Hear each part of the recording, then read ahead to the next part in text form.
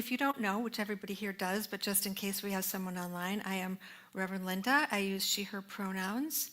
And the polar vortex in Chicago doesn't seem quite as bad as it does in other places in the country right now. So I guess I can still understand why some of you stayed home.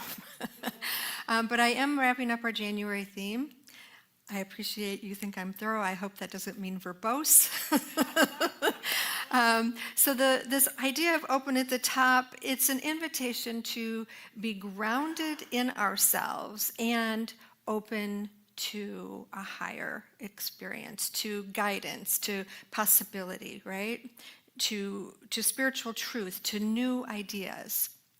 And that phrase, open at the top, is one of the things that really hooked me on Science of Mind in my early days of study.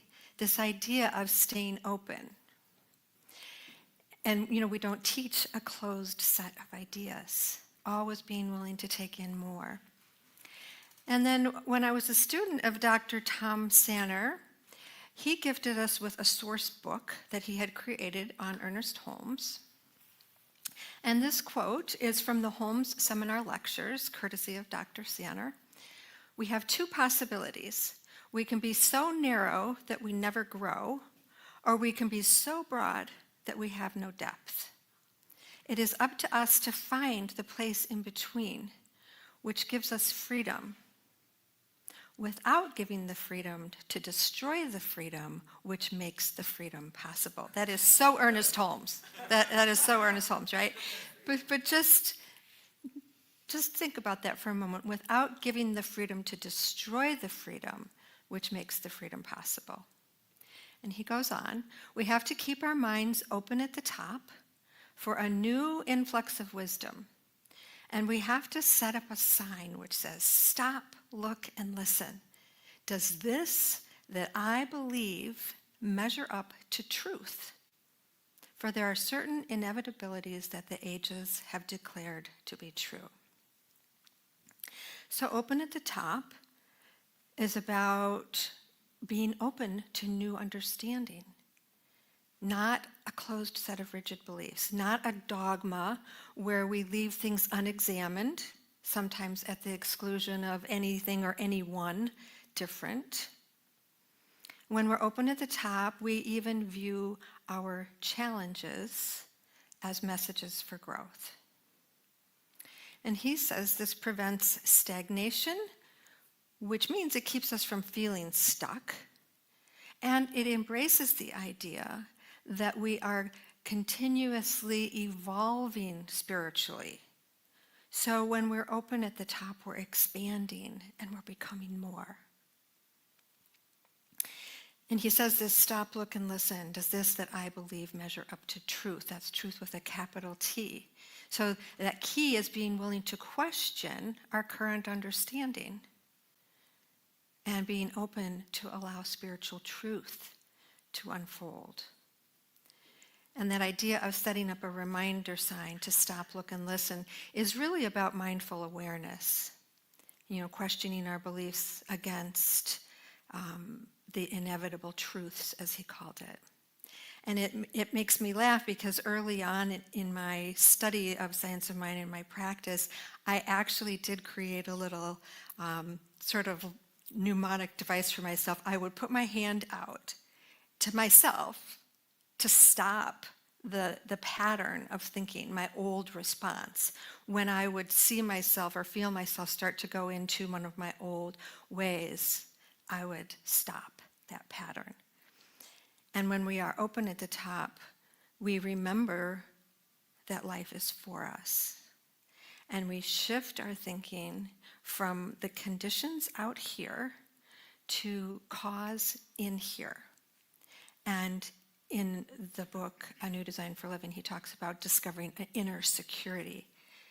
And this is how we develop inner security, is recognizing that we are part of the cause. We get to choose. So you've heard this all before, right? The conditions of your life follow your consciousness. And I talked about it last month using the term our outer experience reorganizes to align with our inner experience. And when the mind is centered, loving, self-governed, our outer life reorganizes around that. Just like we said, peace begins in our inner world, love begins in our inner world, abundance begins in our inner world, freedom begins in our inner world. Everything begins within, and we are always choosing. Now, I just want to acknowledge that it would feel abusive to tell someone who's being held captive that freedom starts within, or someone who's struggling financially that their abundance starts within. We have to accept where we are, start where we are, right? So it's not to blame us for our experience or to say your captivity is your fault. That would never be helpful. And in the world we're living in, sometimes this is challenging to know how much responsibility we take for what we're seeing in the world, right? This quote is attributed to Nelson Mandela. There's a similar quote from Gandhi. He says, "You can restrain my body, but you can never imprison my mind." It's about using the power of your mind to change your experience. It doesn't mean we avoid bad things from happening. Mandela was saying that while physical freedom may be taken away, the freedom of thought and internal state remains under one's own control. He claimed his inner freedom through surrender and resisting hatred during his imprisonment. I hope there's something in there for all of us with the state of the world, the news of another shooting in Minneapolis. This is just a lot. It's a lot. But as we become disciplined in what we cultivate within and what we take within, we can take dominion over our experience so that we always have the freedom of thought and our internal state. This is how we consciously design our lives. So in that context, it's important to know that no matter what has happened or not happened, what we have done or not done, we may always begin again. It's never too late to connect with that peace within, with the love within, the abundance. We may always begin again. So when we set New Year's goals or intentions, even when we do vision boards, I always invite getting related to the quality and not attached to the exact outcome. When we try to orchestrate everything, we miss the beauty of divine unfoldment.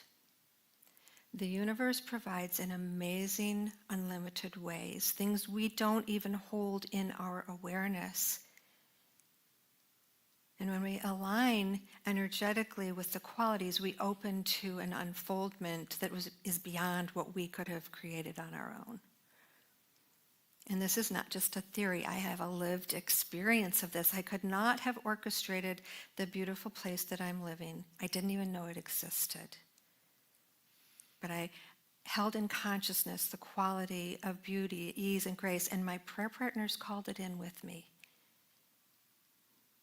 And this is not a disrespect of intentional manifestation. You hear both ways, like just hold the quality and let spirit provide, or you hear that be very specific, get really clear. Two schools of thought. And this intentional manifestation being very specific, it's powerful to move from being at the effect of into creator and taking responsibility and making choices and creating something new. Yes, it's life-changing. But it can also bear a lot of burden to keep it going. And then when we move from that creator to co-creating with spirit, it's transformational. That's so much more peaceful and easeful. I know a brilliant young man with a lovely wife and kids. And they've worked so hard the past few years. And he really made things happen. I mean, he powered through, muscled through. He acquired several properties, he had a high-paying job. He built his mini empire. He did this on his own. He took on that attitude of, look what I've done. Look what I've created. And when he made a little mistake and ended up with a tax implication that he had missed, and suddenly he had some debt, and at the same time things were not going the way he wanted at work, he couldn't see a way out. And the problem with thinking that we're doing it all alone, that we're the creator, is then when something does slip, we also take all the responsibility for what's wrong. When we think we're doing it on our own, we can get in our ego about what we're creating. That's when we can get so messed up if it doesn't go as we planned. When we align with the qualities and we partner with God, with life itself, to create through us, we experience our good. And as things shift and change, which they always do, everything out here is temporal. It's always going to change. And when it changes, we can just trust that more good is coming. We don't have to dictate exactly what it's going to look like. And I think Amy mentioned CSL communities traditionally cover the foundational concepts in January from the first 4 sections of Science of Mind. The fundamental idea of God, what Ernest calls the thing itself, which is a little sci-fi sounding. But infinite mind and the power within, we're each individual expressions of God. And creative mind, we're creative centers in it. And that law of correspondence, where our outer conditions correspond to our inner mental attitudes. And the idea of using mental equivalence, we cultivate the inner consciousness for what we are seeking. So God, universal mind, and its creative power does for us what it can do through us. And we can apply these principles for healing and transformation, not just in theory, but in practical application. We can have a different experience of our lives. And I tell you, I can't imagine my life without it.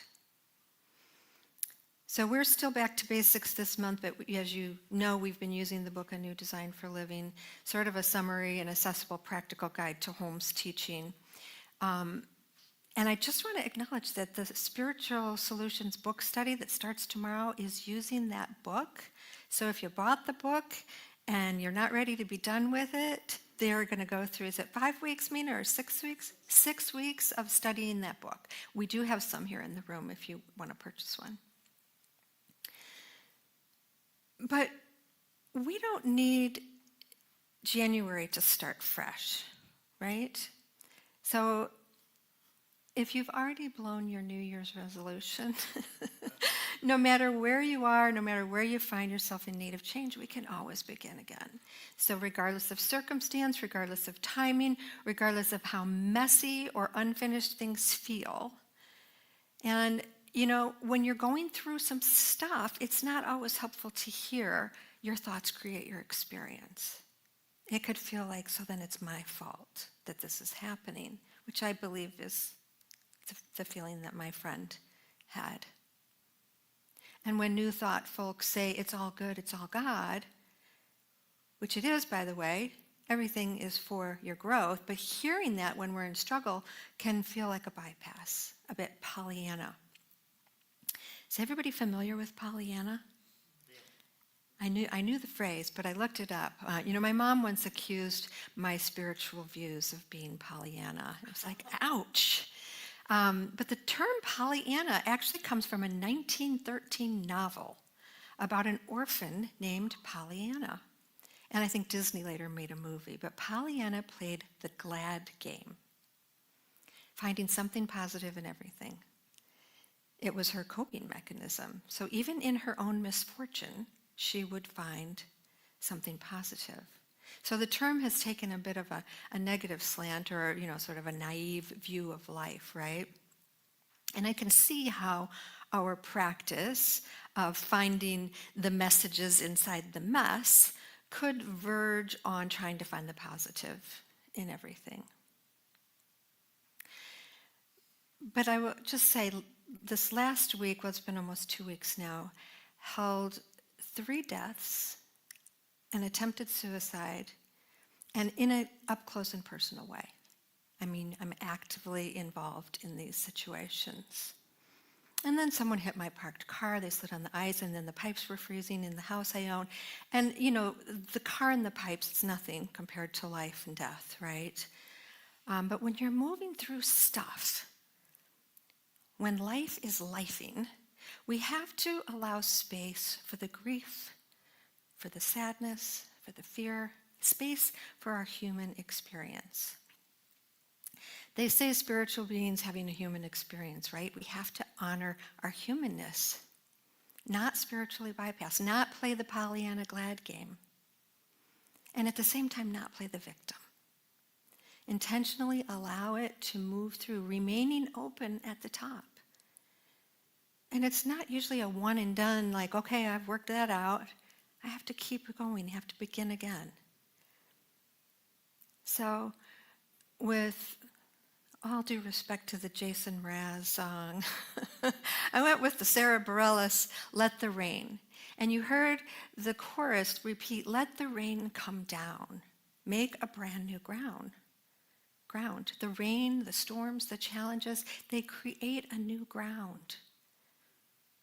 This is from where we begin again.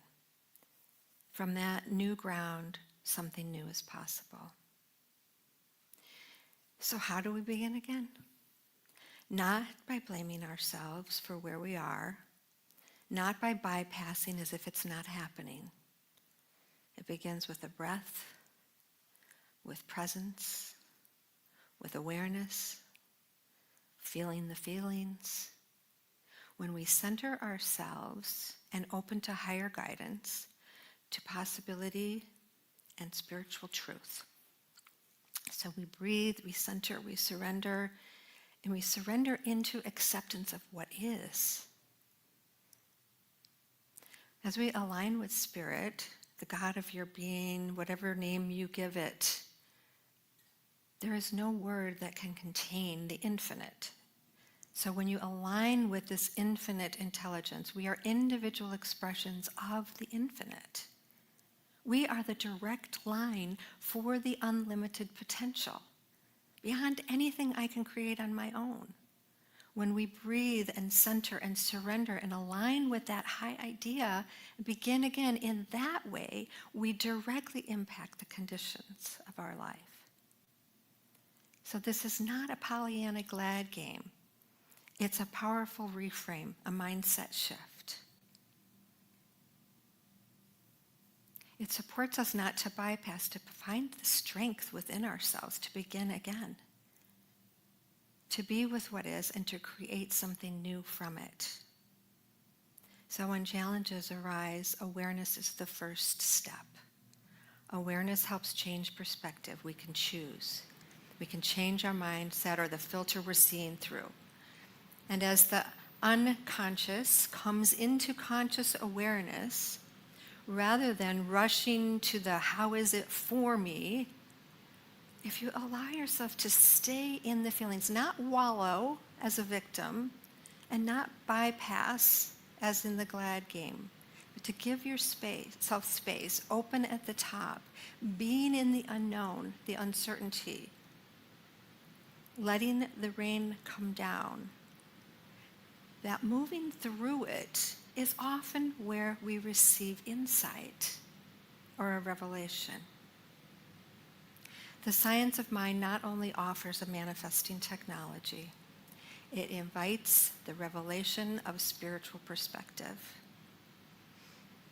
So as I surrender to possibility and flow and trust life is for me, and as I moved through the intensity of my last week, I am so grateful to have this foundation. This is a new design for living. Dr. Sander uses the phrases commune, command, allow as a flow of receiving, giving, receiving. So when we lift ourselves, transcend our experience to commune with the divine, we receive. When we hold ourselves in that communion, we are receptive and we receive insight. And from that, we impress or command, like affirmative prayer, giving our word, speaking it into existence. And then we allow. We get out of the way. We receive. And from there, we take inspired action, but not from a place of striving. We're taking action while in receiving mode. In your new design for living, the primary tool for designing your life is affirmative prayer, speaking it into existence. And I'm inviting us to think of it as commune, command, allow. We are asked to practice taking action from inspiration, from guidance, from the guidance we receive in communing, rather than from gripping, striving, or controlling an outcome. So this idea of designing your life, if most of you, many of you know, I guess not everyone, but for over 35 years I've worked as a brand identity designer. And in my work as a designer, I'm asking what are the objectives, the parameters of the project, what's the desired outcome. This is very different from art. We focus on meeting objectives, form follows function. So it's really easy for me to fall into that, making it happen, solving the problem. And sometimes it's even helpful. I'm pretty productive. But here we're being invited into revelation, into being the conduit through which the inspiration comes. We commune and receive insight. We command, we speak our word from that insight, and then we allow the unfoldment. We release control and allow inspired action to make itself known. So Science of Mind and many of our, the sister teachings at their base are about this transformation, rising out of our current experience, transcending the world of form. Because we are one with an all-encompassing power and presence. We live, move, and have our being in God, Spirit, the divine, the thing itself. We are in it and of it, but the divine is also more than we are. It includes everything that could ever be. When you commune with the divine presence, you transcend your human experience and tap into those infinite possibilities. You access the consciousness of the infinite, and it is from that consciousness that transformation occurs. We must be open and willing to question our current understanding, not stuck in limited perspectives, and to move through our experiences, allowing spiritual truth to unfold. So we're not bound by the past. Past is not precedence. And each moment we may begin again. And I'm going to pull a few things out of the reading here. We are in a certain sense like an artist, setting up our canvas to paint a new scene. The basic colors and pigments, the canvas and the easel, and the brushes will be the ones we used yesterday, but who knows what new picture will be precipitated upon the canvas through our creative imagination. Who knows what new inspiration will flow through us to accomplish something new and different. He's not telling us create a mental image and hold it tightly and expect it to look a certain way. Who knows what new inspiration will flow through us to accomplish something new and different. Every moment is a fresh starting point, unconditioned by anything that has ever existed. We are not bound by the past. The challenge is to increase our knowledge of the infinite potential, to rise above conditions into the infinite, communing with the divine, opening ourselves to that field of pure potential. This is life-changing, folks. To realize that an infinite artist, the divine creator, the cosmic reality is back of and in and through all of our acts. We are not doing it on our own. And each day is a new creation, a new moment for a fuller awareness of spiritual reality, and a time for designing the new life we want to live. We can always begin again. So I'm going to invite Greg and Paige back up. Just sort of summarizing, living open at the top doesn't mean we avoid the rain. It means we trust that even the storms are shaping the ground for us. Often it is in the rain that clarity comes and insight reveals itself. And even with the same colors and the same canvas, a new creation comes through. We are not bound by the past. We are not doing this alone. In each moment, in partnership with life itself, we may always begin again. This is our new design for living. I'm going to take us into some practice. As we begin again, if you're willing, settle into your seat. And maybe a hand to your heart, or open your hands in your lap, whatever's comfortable for you. With your receptive mode. Just taking a couple of conscious breaths. Nice deep inhalations and exhalations. Breathing at your own pace. We're not fixing. We're not imagining. We're not striving. Just being here now.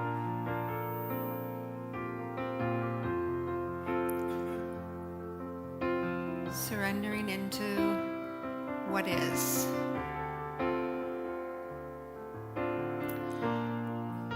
Just acknowledge anything that you may be carrying right now and just let it be here. Just naming the weight or the rain or the uncertainty without needing to analyze, not needing to make up a story about it. And if you are in a position you're not carrying anything right now, honor that. Just see what else is here for you. Opening yourself to the divine, whatever way is natural for you. Feeling into connection. Feeling into presence. Communing with the divine within. Not asking for outcomes, just being open, receiving, listening. Remembering yourself as the inlet and outlet for spirit. And a couple of simple inward questions. What is here for me?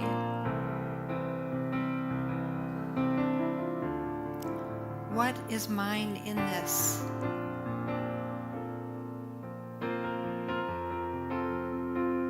Is there a quality of God that you are seeking? Love, peace, freedom, abundance? Whatever the quality, lift yourself into resonance with that quality. Feel the vibration of that quality.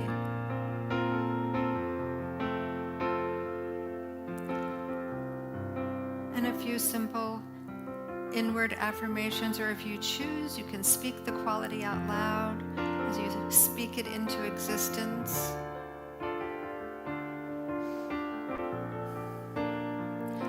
I'm going to say a few phrases and I will say them once and have you repeat after me. I'm willing to begin again. I'm willing to begin again. I trust I am guided. I trust I am guided. I receive all I need to begin again. And I receive all I need to begin again. Now just sit in the embodiment of these words. And I affirm that any action needed will be divinely guided, inspired action. I affirm we go from here resting in spirit, trusting, expecting, allowing the spiritual unfoldment, knowing that good comes to you beyond your imagination. And I'm grateful. I'm grateful for this coming together. I'm grateful for the communing with Spirit. I'm grateful for the guidance and the insight. I'm grateful for the trusting and allowing the unfoldment of good. I know it is already done. And if any of this resonates with you as being true, please join me in affirming it is so by saying, "And so it is." Thank you.